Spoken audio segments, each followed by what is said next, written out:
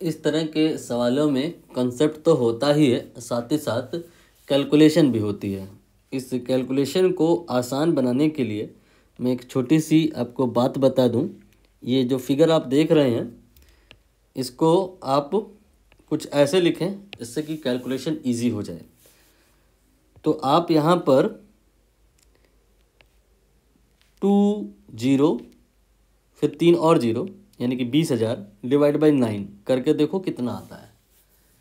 ये आप करोगे तो समझ में आएगा 9 दूनी 18 और 2 कैरी आएगा, फिर 20, फिर वही 9 दूनी 18, ऐसे दो दो दो तो चलता जाएगा। तो यहाँ 3 लिखा है बट आप इसे 2 मान सकते हो, कोई विशेष अंतर तो पड़ नहीं जाएगा। इससे क्या होगा कि स्पेसिफिक हीट आइस की जो इन्होंने दी है, ये इन्होंने दी है दिस अमाउंट, बट हम इसे कंसीडर ऐसा कर लेंगे और कैलकुलेशन आसान हो जाएगी। अब आप चाहो तो इसे 10 की पावर 3 करके लिख दो कि 20 इंटू 10 की पावर 3 डिवाइडेड बाई 9, ये स्पेसिफिक हीट की वैल्यू है। यूनिट भी एक बार देख लेना, everything here is SI system. Now question पर हम डिस्कशन करें। किया ये है इन्होंने कि 600 ग्राम आइस कंसीडर कर ली है, 600 ग्राम आइस।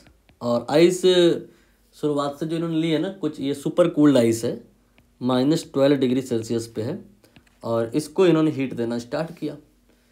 तो हीट देने से जो आइस है अभी तो ये मेल्ट नहीं कर जाएगी ना, मेल्ट करने का एक पॉइंट होता है, वहीं पे मेल्ट होता है। अभी टेम्परेचर यहाँ पर चेंज होगा और आइस उस जगह पे पहुँचेगी जहाँ उसे मेल्ट होना है। मेल्ट आइस होती है 0 डिग्री सेल्सियस पे। तो इस जगह से इस जगह के बीच में आइस को क्या करना है, हीट लेना है और अपनी इस ली गई हीट को टेम्परेचर चेंज में इन्वॉल्व कराना है। तो टेम्परेचर चेंज जब हो रहा होता है, ये वाला फार्मूला लगता है या ये वाला, भाई जब टेम्परेचर चेंज हो रहा है तो वो वाला फार्मूला लगेगा जहाँ टेम्परेचर चेंज डेल्टा टी आता हो, यानी कि MS डेल्टा टी हम यहाँ पे लगा लेंगे, Q equal to MS delta T. M की वैल्यू ये यहाँ पर 600 बट ग्राम में है तो डिवाइड कर लो 1000 से या 10 की पावर 3 से, अब ये किलोग्राम में हो गया। और S का वैल्यू हमने आपको अभी सिंप्लीफाई करके बताया कि 20 इंटू 10 की पावर 3 एंड डिवाइड बाई 9। और इसके बाद टेम्परेचर का जो चेंज है वो यहाँ से दिख रहा है, -12 से 0 इन मैग्नीट्यूड, ये तो 12 के बराबर हो जाएगा। और अब हमें यहाँ पर कैलकुलेशन करनी होगी जो रिलेटिवली इजी हो जाएगी। पहले एक काम करो, 0 को लपेटे में ले लो, ये कैंसिल हो जाएगा, ये 2 0 और 3 0, 10 की पावर 3 इसको सेपरेट कर लो।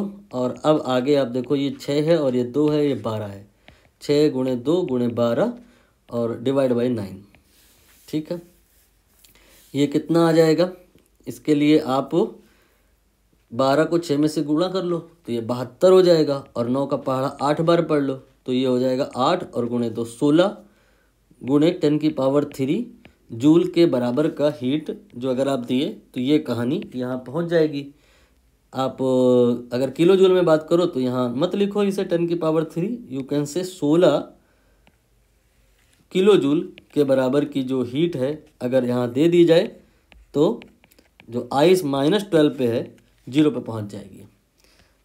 लेकिन हम क्वेश्चन में देख पा रहे हैं कि टोटल 184 अमाउंट की हीट दिए हैं, तो कोई बात नहीं है, पहले इस 184 से 16 का जो हीट है यूज़ हो जाएगा और आइस को यहाँ से यहाँ तक पहुँचा देगा। और अब रह कितना जाएगा हीट, हम इस पर बात करेंगे।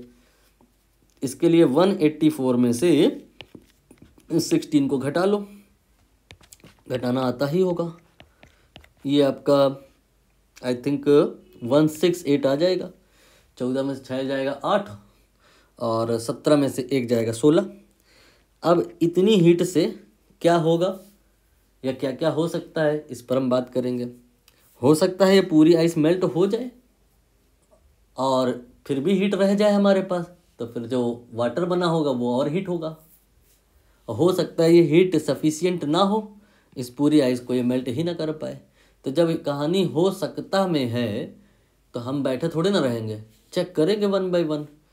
हम यहाँ पर अपनी तरफ से कोई भी पॉसिबिलिटी लेके चल सकते हैं। मान लेते हैं पूरी आइस मेल्ट नहीं हुई है, कुछ पार्ट उसका मेल्ट हुआ है, और मेल्टिंग अमाउंट कितना है वो निकाल लेंगे।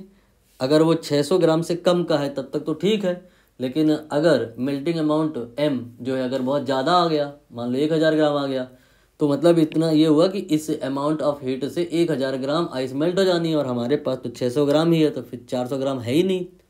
इसका मतलब ये हीट ज़्यादा थी, मतलब पूरी आइस तो मेल्ट हुई होगी और फिर वाटर हीट भी होएगा। तो अब हम यहाँ पर ये बात करेंगे कि इतनी मात्रा जो अगर हीट की हमारे पास है तो उससे कितने अमाउंट की आइस मेल्ट हो जाएगी। इसके लिए हम फार्मूला लगाएंगे Q इक्वल टू ml, और Q आ जाएगा 168 इंटू 10⁻³ जूल में कर लिया मैंने वापस, और L ये प्रश्न में इन्होंने दे रखा है 336, वो किलो जूल में है, उसमें भी 10⁻³ मल्टीप्लाई कर लेना। और अब आप यहाँ पे निकालो, ये कैंसिल हो जाएगा और ये आई थिंक डिक्टो डबल है, तो m की वैल्यू 1/2 आ गया। यूनिट का आप एक बार विशेष ध्यान रखें, जब सब कुछ SI सिस्टम में चल रहा है तो ये kg में आएगा, ग्राम में बात करें तो 500 ग्राम आ जाएगा। मतलब इस हीट से 500 ग्राम आइस मेल्ट हो जाएगी। ये 500 ग्राम 600 ग्राम से कम है ना, इसका मतलब पूरी आइस मेल्ट नहीं हुई होगी। तो यहाँ पर अभी आप यहाँ पे 2 पार्ट बना दो, 2 पार्ट मतलब 500 ग्राम आइस मेल्ट कर दो, तो अब वो आइस मेल्ट होने के बाद आइस कहाँ रह जाएगा, वो वाटर हो जाएगा, 0 डिग्री सेल्सियस पे बन जाएगा।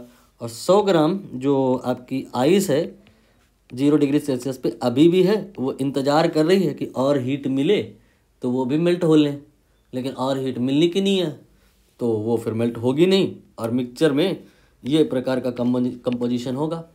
टेम्परेचर 0 डिग्री सेल्सियस होगा और आइस भी होगा और वाटर भी होगा।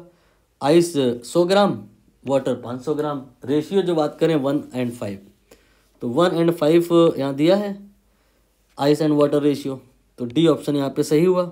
और ऑप्शन एक बार रीड कर लो, फाइनल टेम्परेचर यहाँ कह रहे हैं ना 0 डिग्री सेल्सियस, ये भी सही है। बाकी आप बी रीड कर लो, गलत है, यहाँ पे कह रहे हैं टेम्परेचर 0 से ज़्यादा। फाइनल सिस्टम में इन चूक गए थोड़ा, इन्होंने सी ऑप्शन में 5:1 बोल दिया है, ये भी गलत है।